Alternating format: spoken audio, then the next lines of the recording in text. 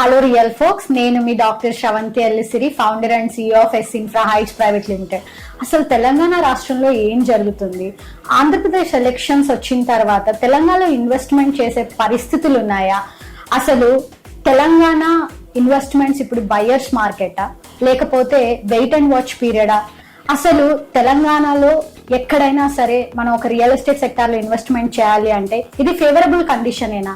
ఇవన్నీ గత 9 నెలల నుంచి అందరి ఒక సగటు సామాన్యుడు ఇన్వెస్టర్ మైండ్ సెట్ లో తిరుగుతున్న విషయాలు. సో ఈ ప్యాటర్న్స్ ని మేము అనాలిసిస్ చేసి దీన్ని మీకు ఒక క్లుప్తంగా అసలు ఇది బయర్స్ మార్కెటా లేకపోతే వెయిట్ అండ్ వాచ్ మార్కెటా లేదా స్టాగ్నేషన్ మార్కెటా అనే ప్రయత్నం నేను ఈ వీడియోలో మీకు చెప్పే ప్రయత్నం చేస్తాను. వీడియో చివరి వరకు చూడండి, స్కిప్ చేయకుండా, for a clear analysis report of what is happening in Telangana real estate sector.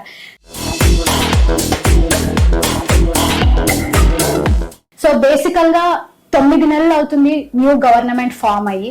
ఈ న్యూ గవర్నమెంట్ ఫామ్ అయిన అప్పటి నుంచి what are all the scenarios that has impacted the revenue especially in the real estate sector అంటే first major thing రాగానే future సిటీని రద్దు చేయడం. Future city అంటే ఫార్మా సిటీ అన్నమాట. సో ఇది సౌత్ శ్రీశైలం హైవేలో లొకేట్ అయి ఉంటుంది. సో ఫార్మా సిటీని రద్దు చేస్తున్నాం అనేది one of the biggest impact of the investors who invested there in the form of plots అన్నమాట. And then metro connecting from Rayadurgam to Shamshabad అనే మెట్రోని కూడా రద్దు చేస్తున్నాం అనే న్యూస్ కూడా చాలా మంది IT industry people who are in the west part of Hyderabad కి కూడా చాలా ఇంపాక్ట్ చూపించింది. ఆ తరువాత the biggest change and biggest buzz in the industry ఏంటి అంటే హైడ్రా గురించి మీ అందరికీ తెలిసిందే. హైడ్రా ఎలా పనిచేసిందో కూడా మన అందరం చూసాము. హైడ్రా సెలబ్రిటీస్ కి అతీతంగా, సామాన్యుడికి అతీతంగా ఎవరైతే ఎంక్రోచ్మెంట్స్ ని చేశారో, లేక్స్, బఫర్ జోన్స్, వీటన్నిటి మీద హైడ్రా వర్క్ చేసింది.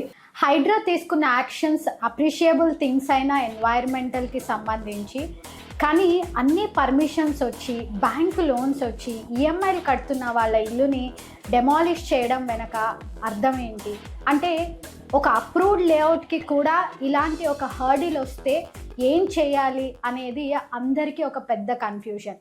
కాకపోతే మీరందరూ ఇక్కడ గమనించాల్సిన విషయం ఏంటంటే, హైడ్రా ఫండమెంటల్స్ చూసుకుంటే ల్యాండ్ యొక్క బేసిక్ ప్రిన్సిపల్ ఎక్కడైతే ఉందో వాళ్ళు దాన్నే మెయిన్ పాయింట్గా తీసుకున్నారు. అంటే వెదర్ అది హెచ్ఎండిఏ లేఅవుట్ అయినప్పటికీ, డిటిసిపి లేఅవుట్ అయినప్పటికీ కూడా ల్యాండ్ యొక్క ఫండమెంటల్ ఏంటి అంటే, ఎక్కడైతే నాళాలున్నా, కుంటలున్నా, చెరువులున్నా వాటిల్ని ఆక్రమించి కట్టుకోవడం అనేది నాట్ అప్రిషియబుల్ థింగ్ అనేది మనకు ల్యాండ్ యాక్ట్కి అనుగుణంగా ఉన్న విషయమే.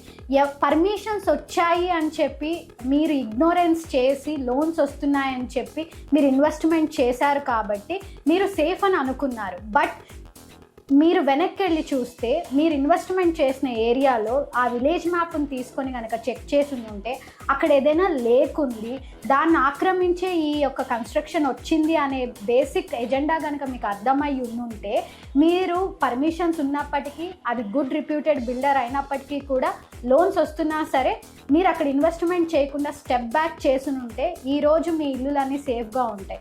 సో కాబట్టి ఎప్పుడూ కూడా మీరు ఇన్వెస్ట్మెంట్ చేసేటప్పుడు ల్యాండ్ యొక్క ఫండమెంటల్స్ని ఒక్కసారి స్టడీ చేయండి. Irrespective of the permissions, irrespective of the bank loans, వీటన్నిటికీ అతీతంగా ల్యాండ్ కంటూ ఒక యాక్ట్ ఉంటుంది. ఆ యాక్ట్ని ఎప్పుడు మీరు ఒక లీగల్ లాయర్ని పెట్టుకొని ఒక్కసారి కనుక థరౌగా మీరు గో త్రూ అయ్యారంటే హైడ్రా నుంచి మీ ప్రాపర్టీస్ని సేఫ్గా మీరు కాపాడుకోగలుగుతారు. అండ్ దెన్ నెక్స్ట్ థింగ్ వచ్చేసరికి జీపీ లేఅవుట్స్ని అన్ఆథరైజ్డ్ లేఅవుట్స్గా డిక్లేర్ చేస్తూ రిజిస్ట్రేషన్స్ ఆపేయమని గవర్నమెంట్ ఒక నోటీస్ ఇవ్వడం జరిగింది. సో జీపీ లేఅవుట్స్ అనేవి, అన్ఆథరైజ్డ్ లేఅవుట్స్ అనేవి మనకి ఎప్పుడో డిక్లేర్ చేశారు. బట్ ఎల్ఆర్ఎస్ అనే ఒక స్కీమ్ ద్వారా జీపీ లేఅవుట్స్ కూడా రెగ్యులరైజేషన్లోకి వచ్చాయి అన్నమాట. So these are all the consequences which impacted a normal investor to choose into a property. ఈ టైంలో నేను ప్రాపర్టీ చూస్ చేసుకోవచ్చా? అలా అసలు గవర్నమెంట్ ఆథరైజేషన్ ఇచ్చిన లేఅవుట్సే ప్రాబ్లమెటిక్గా ఉన్నాయి. నేను అన్ని అప్రూవల్స్ ఉన్న లేఅవుట్స్ కూడా జెన్యూన్ కాదేమో అని ఒక ఇన్వెస్టర్ కానీ ఒక రెగ్యులర్ పీపుల్ ఎవరైనా సరే ఈ సినారియోని చూస్తున్న వాళ్ళందరూ ఇది రైట్ మార్కెట్ కాదు అని అనుకుంటున్నారు. కాకపోతే ఇక్కడ అందరూ మీరు మిస్ అవుతున్న పాయింట్ ఏంటంటే ల్యాండ్ యొక్క ప్రిన్సిపల్స్, ల్యాండ్ యొక్క ఫండమెంటల్స్ అనేవి ఎప్పుడూ మారలేదు. ఆ ఫండమెంటల్స్, ఆ ప్రిన్సిపల్స్ని ఎవరైతే అర్థం చేసుకొని ఇన్వెస్ట్మెంట్ చేస్తారో 100% మీ ప్రాపర్టీ సేఫ్గా ఉంటుంది.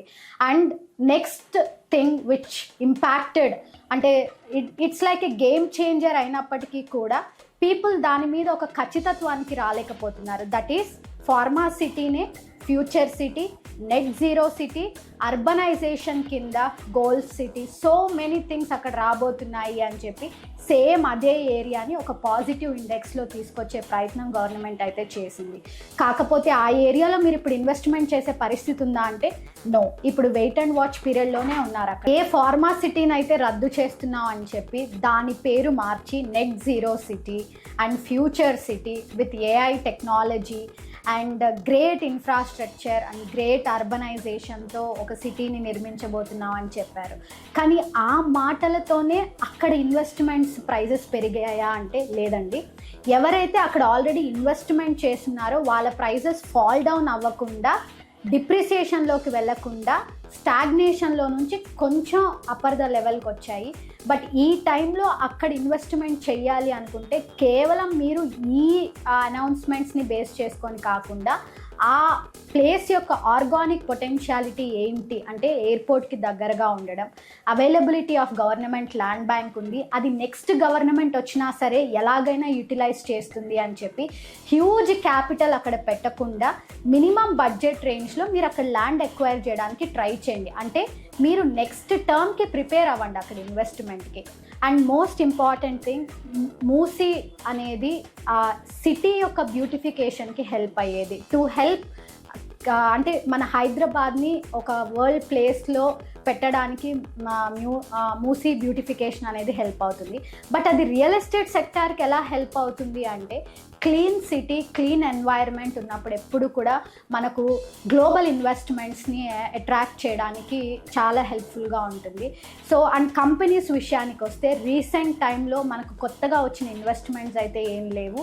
ఆల్రెడీ రన్ అవుతున్న కంపెనీస్ అండ్ ముందుకి వెళ్ళాల్సిన కంపెనీస్తోనే మనం ఫోకస్లోకి వెళ్తున్నాము. సో ఈ time is it a buyer market? 100% it is a buyer market. ఎందుకంటే ప్రైజెస్ అనేవి రియల్ ఎస్టేట్లో ఎప్పుడు ఫాల్ డౌన్ అవ్వవు. This is one industry where prices always increase అనమాట. సో మీరు 7 years కనుక మీ ఇన్వెస్ట్మెంట్ కెపాసిటీని హోల్డ్ చేయగలిగితే ఖచ్చితంగా మీ ఇన్వెస్ట్మెంట్స్ రిటర్న్స్ని మీరు 100% చూడగలుగుతారు. ఈ టైంలో మీరు గ్రాప్ చేయాల్సింది ఏంటి అంటే organic areas and hot spots where you can see next government వచ్చినా సరే మీ ఇన్వెస్ట్మెంట్ అనేది ఇంపాక్ట్ కాకుండా ఉండాల్సిన ఏరియాస్ని మీరు ఎంచుకోవాలి.